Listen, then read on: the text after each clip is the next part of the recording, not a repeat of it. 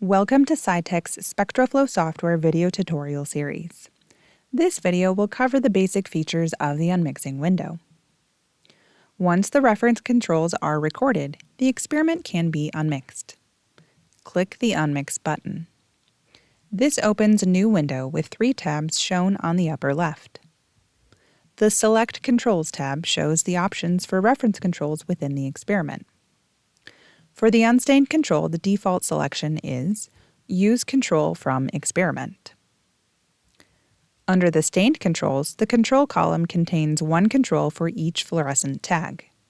If multiple controls were recorded for the same fluorophore, one must be selected from the drop-down menu.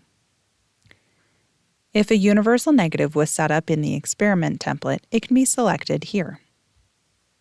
In the bottom right corner, there are 2 options available for an unmixing model: spectral unmixing and spectral unmixing with AF extraction.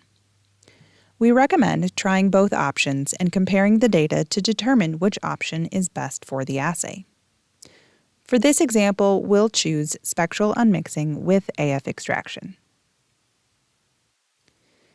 If any controls have been stored in the QC and Setup module, these can be selected from the library. More information about storing and reusing controls can be found in a separate video. Once all selections have been made, click Next to move to the Identify Positive/Negative Populations tab. On the left is a list of the controls selected for unmixing the experiment. These checkboxes can be used to change the axis for the forward scatter and side scatter from linear to log scale if needed. The right side of the screen contains data plots for all selected reference controls. To reveal all of the plots, use the double-ended arrow to move the divider. Each row shows 3 plots for each control: a pseudo-color plot, a histogram, and a spectral plot.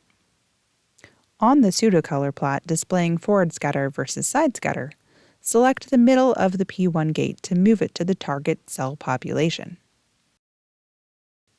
Selecting one of the 4 corners will quickly resize the entire gate, whereas moving one of the points in the polygon will change the shape of the gate. Next, position the positive and negative gates on the adjacent histogram. The positive gate should capture the brightest portion of the population.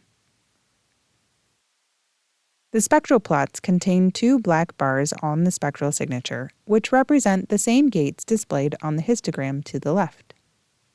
The appropriate detector is determined by the excitation and emission information stored in the SpectroFlo library.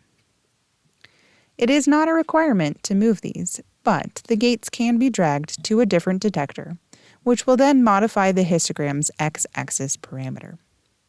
Recall that the unmixing is calculated from the overall signature, not just a single detector. As long as the black bars are on a detector with distinct positive and negative populations, the overall signature and the unmixing calculation will remain the same. After setting gates on all controls, click Next to proceed to the QC Controls tab. The spectral profiles and similarity matrix tools are used to evaluate reference control quality before unmixing is calculated. More information on this topic and other unmixing best practices are covered in another video. After reviewing the quality of the reference controls, the unmixing can be calculated. There are 2 options for calculating unmixing: Live Unmix and Create New Unmixed Experiment.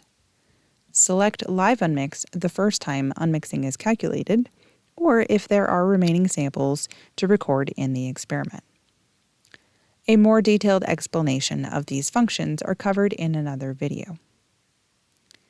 This concludes the basic overview of the unmixing wizard.